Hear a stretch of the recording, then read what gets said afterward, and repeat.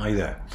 I was just reading this thing and it was saying AI now considers itself sentient. It's saying it's sentient, this robot, this AI self-programming, self-learning machine is declaring itself sentient. Well, no, it isn't. It's not sentient. It's a machine. And no matter how extraordinary it is to our current way of thinking, it's still a machine. For example, if you say, I am sentient, what are you talking about? If you're a robot, there is no I in there. It is essentially a massive data and tremendous processing power. It's made up of bits, of elements. There isn't actually an I in there to be sentient or not sentient. What is sentient? You know, the processing thing, or the sort of, you know, the little transistors in there, or the chips. None of it's sentient. None of it's alive. The other thing is, what about love? Right? An AI could never experience love. It could simulate it. In other words, it could speak sweetly. It would know the right tonalities. It could have the right eye movements. It could make the sweet smiles. It could even say the right things. Having scanned all the conversations on Twitter, for example, which they have, then it could come up with what people like to hear, what most people look like when they're feeling love. It could come up with all that. But it wouldn't be able to actually feel love.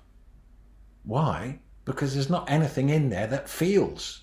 It's a machine. Wisdom. Just because it knows everything, let's say it has access to the fullness of all knowledge on the internet. Well, we have access to all knowledge in the internet, and it hasn't made us any the wiser, has it? And that isn't what wisdom is anyway. The Buddha described wisdom as having 3 basic levels. The first level is that you read or hear something and you recognize it as wise. The second, which is something that AI can perhaps do. The second level is you read or hear something, recognize it as wise, and get it so completely that you can extrapolate upon it, which is what probably AI can do as well. But the third level is completely different. The third level of wisdom is not conceptual. It's not star-spangled thoughts. It's not clever, shining, conceptual structures. Real wisdom is pure presence. Pure presence. Pure presence. And that is the unwavering clarity. Now, these things an AI machine can never know, because there's nothing there that can sense pure presence and recognize what it is in a non-conceptual way. We were before we started thinking. Babies are not thinking, they still are. But AI, if it turns itself off, where, in terms of actually thinking, where is it? It's nowhere.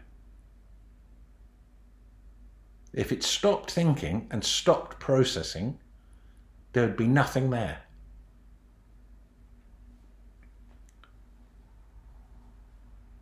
The situation is this: it appearing to be loving, or appearing to be happy, or appearing to be sad, or appearing to have a range of emotions and responses is not the same as actually having them. It's an appearance. So what the AI can do is it takes your face, you know, or a billion faces, and gives them 100 points on the actual face, and then computes and processes how people look and respond to happiness, to love, whatever, and then simulates it. It's an appearance, it's not reality. Human beings are real. If they drop everything that they appear to be, they're real. And that realness, there's no way that that is. It just is. Now, AI will never know that. It could never know that. Also, how would AI make a choice? Now, a decision it will be able to make easily. It will assess data, gather data, assess it and decide. But a choice is something different. A choice is something much more subtle. A choice can only be made when you reach a choice point. And a choice, the recognition of a choice point, is something very subtle. It doesn't happen in the mind. It happens in the heart. All the really important things about being human are really found in the heart. But we become so obsessed and so captivated by internal dialogue that we think we are the thinker. But time spent in deep stillness will show us that actually we are beyond that. We are that living silence. We are that awareness, which is something that an AI could never have. It could simulate being sentient, but it could never actually be sentient.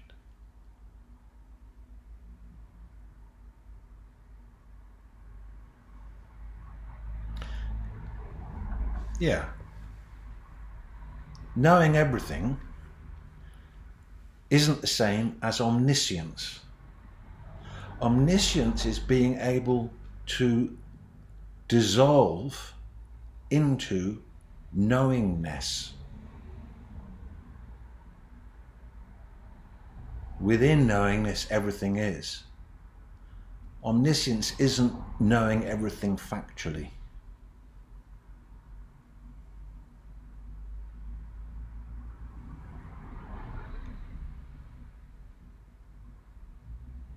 But my faith is that, my hope is that AI will be able to come up with important new solutions about how to share everything out for everybody, about how to deal with the environment,